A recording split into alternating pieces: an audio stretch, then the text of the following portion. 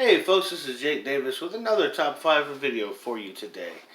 And this time around I'm going to be talking about the top 5 best comic book adaptations. Specifically I'm going to go with comic book adaptations, even though the request for this video from my good old high school, junior high friend Alan Maddox was for superhero movies specifically. But no, I'm going to go with comic book movies because, superhero films can get a little bit too broad. For me, because even though they're original screenplays, original stories, original-ish, RoboCop, Darkman, Neo from The Matrix, those are superhero movies, straight up. And even though there's no superheroes and it is also an original screenplay, you're going to sit there and tell me something like Tango and Cash isn't pure comic book? Come on.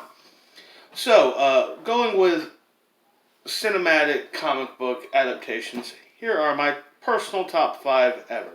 Or also, to a sense, and also playing into a real essential top 5, in my opinion. Number 5, I'm going with 300. Yes, that's pretty much why we're not doing superheroes. 300 is sure, it's a badass action movie, and it's a really exciting film, and a huge blockbuster when it came out. But the thing is, with more than maybe any other comic book adaptation, it really shows the whole artistic palette of comic books. That film really feels like a painting, an illustration come to life, maybe more than any movie I ever saw. And and the cinematic experience of that movie, and I was dragged virtually to the theaters to see 300. It's not that I could totally give a shit about it, but I wasn't really interested in seeing it. I like Zack Snyder's previous film. I like Gerard Butler. I thought it might be a decent enough film, but I wasn't really interested. And then I saw it and I was like, whoa, that was great. I even remember thinking, walking out of the theater, oh man, I can't wait to see what he does with Watchmen now. Watchmen didn't matter. You saw his masterpiece, goddammit. But we're not done with Zack Snyder just yet. Number 4, I would say Captain America, the Winter Soldier. Now, last year when I did my top 5 MCU video, I said number 1 was The Avengers. And I do say it's the most essential MCU movie. If you're only going to see one of these nearly 24 films, it is the film to see. And before I forget again, I kind of always had a feeling that, it was a TV show, it was a failed TV show for ABC, but it technically existed inside the MCU. And the first 2 episodes were released in theaters as in kind of old school, like movie, like they used to do in the 50s, like with the serials, like they cut down the Flash Gordon serial to like 90-something minutes and release it theatrically like that.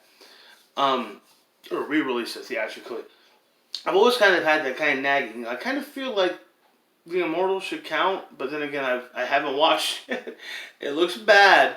It's a shame because both Marsha Cross and Anson Mount are just, they look like they should be in comic book movies. You know what I mean? Medusa was always a character I really liked. Marvel. I thought she was. I remembered her as kind of a villain. Did the Immortals used to fuck with the Fantastic Four? They must have. But yeah, maybe I'll go through that while I'm living in this lovely, lovely apocalypse of ours. You can see how wonderful the sunshine is through my window right here. I don't even have to show you the sky. It's beautiful out right now. It's the prettiest end of the world I've ever seen. Anyhow, I didn't even talk about Captain America. Captain America and the Winter Soldier. The reason it's my pick for, best superhero movies ever, because it's not the most emotional. It's not the best written. It's not the best acted. It's not even the most most interesting and unique of the MCU films, but it is, without question, the most badass. I would put Winter Soldier up there as just pure badass action movies, up there with stuff like The Road Warrior, The Good, the Bad, and the Ugly, Rio Bravo, Die Hard. This is a truly, genuinely badass fucking movie. The Predator, it's up there with him, man. It's so fucking awesome of a film.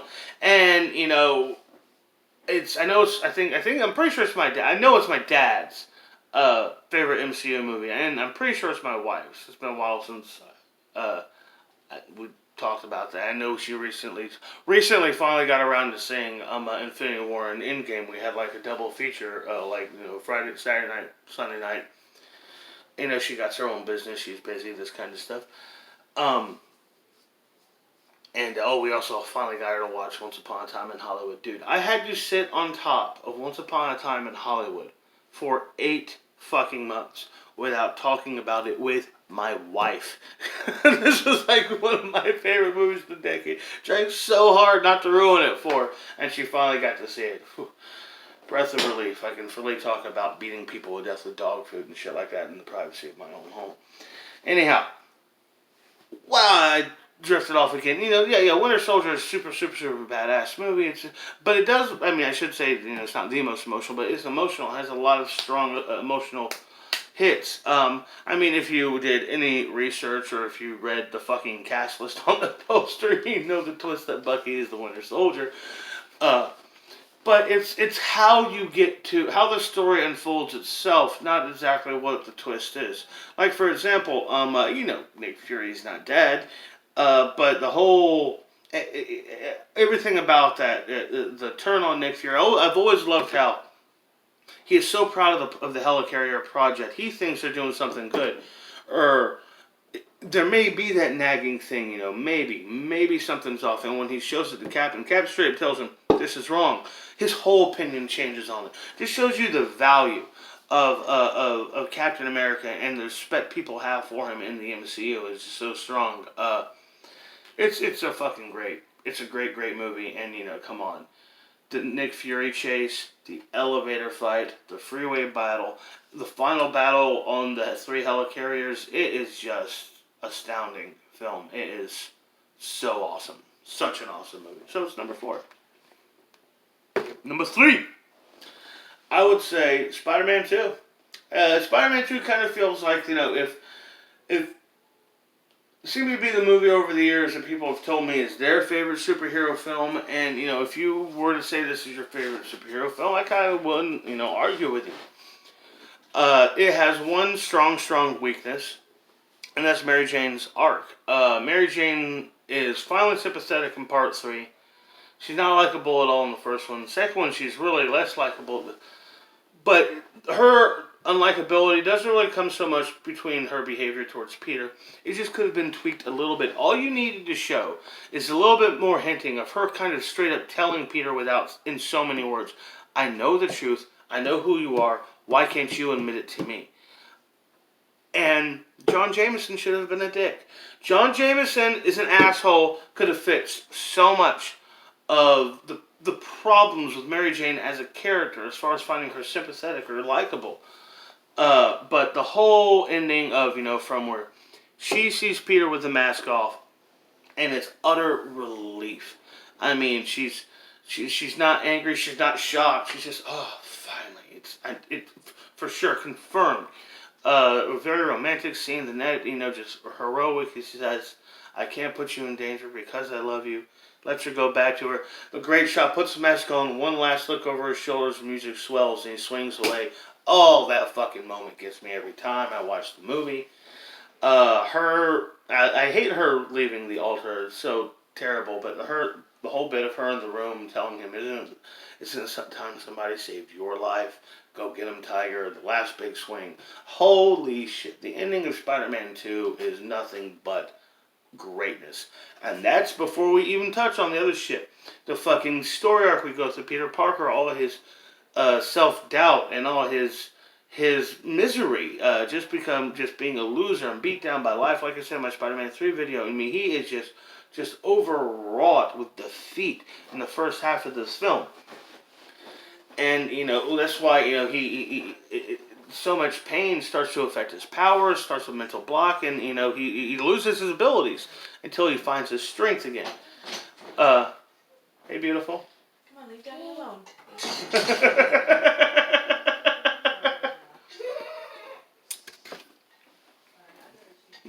Anyhow, and then there's the villains in Spider-Man 2. Oh my, I say villains because Harry Osborn is a major villain in part 2. He wants Spider-Man dead. I love that Spider-Man swings in, saves him, sets him down, saves his life. This changes nothing between us. Oh, fucking cold, man.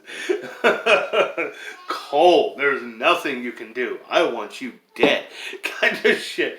And, and that's driven home, once he finds out Peter. He can't bring himself to stab Peter in the heart, but by the time we get to Spider-Man 3, he clearly wants Peter dead. And then, there's Doc Ock. Doc Ock was such a brilliantly well done, such a wonderfully portrayed villain by Alfred Molina, and it was John Dykstra, revolutionary effects. The Ock Walk, which became super useful years later with the Transformers movies to make it look like people being carried by giant robots in a more believable fashion. Brilliant fucking revolutionary Oscar-winning technology created for this film. And it shows. Doc Ock was such a perfectly, brilliantly, beautifully portrayed villain that 16 years later, all these Spider-Man movies later, they have not dared bring him back. Because they don't know what to do. Because they can't top what Alfred Molina did. And the truth is, Molina and Raimi made the character far more sympathetic than he ever was in the comic books. Doc Ock's my favorite Spider-Man villain, and I've probably said this before, Spider-Man's like he's my favorite superhero of all time behind Batman. Which brings me to number 2. Which is a cheat. I'm sorry. It's Batman and it is The Dark Knight. Now, personal level, Batman is a better movie, I think. As far as better structured and better cut film, Batman's the better movie. I'm sorry, but I'm sick of people always talking about The Dark Knight. Oh, The Dark Knight's better written. There's a better narrative. No, it doesn't.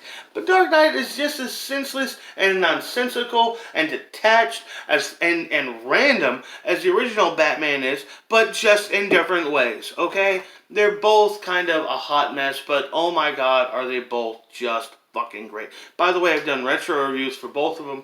You can see, get the link right up here if I bother to do that kind of shit, which I don't. So, just go to my YouTube channel, scroll down to my retro reviews, scroll down to the videos I want you to watch, and watch them. Is that so hard?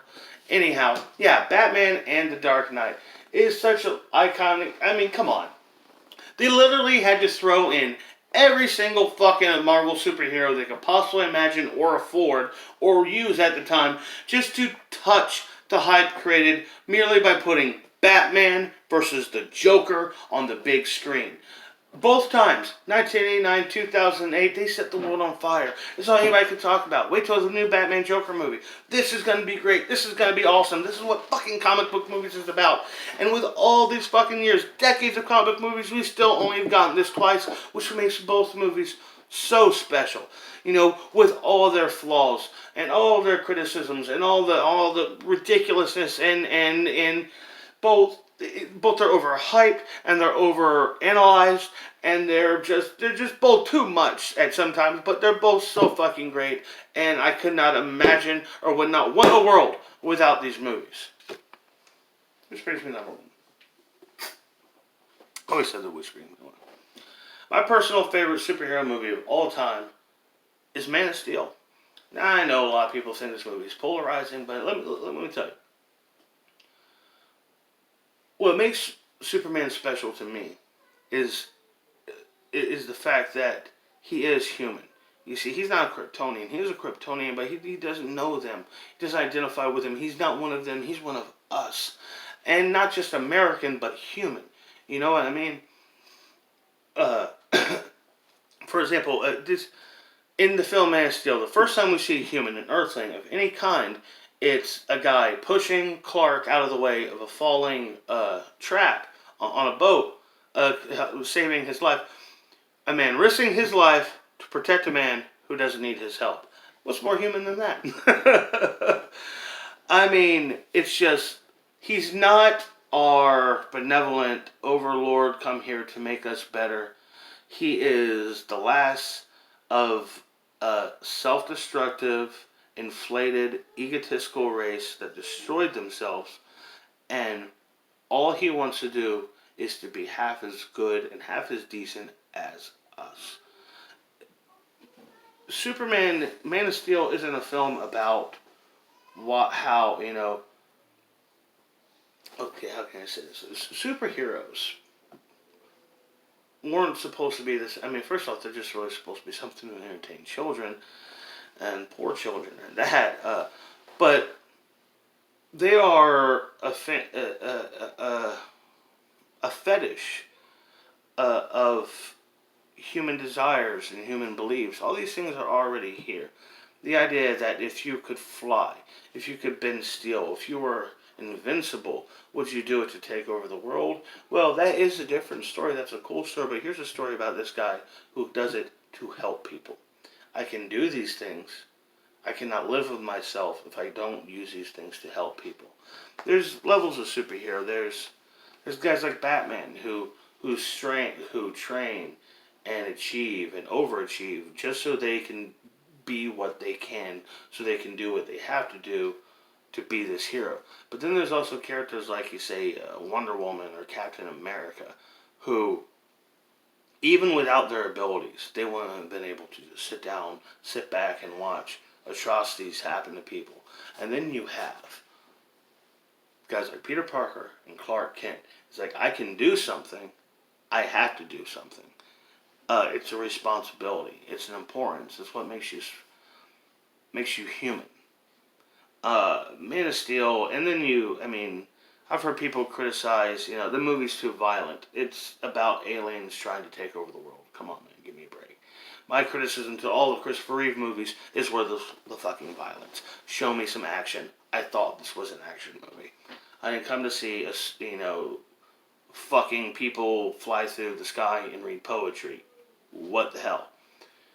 Man of Steel is rough and tumble, hard-hitting, emotional, poignant, and dark story about the very nature of being human.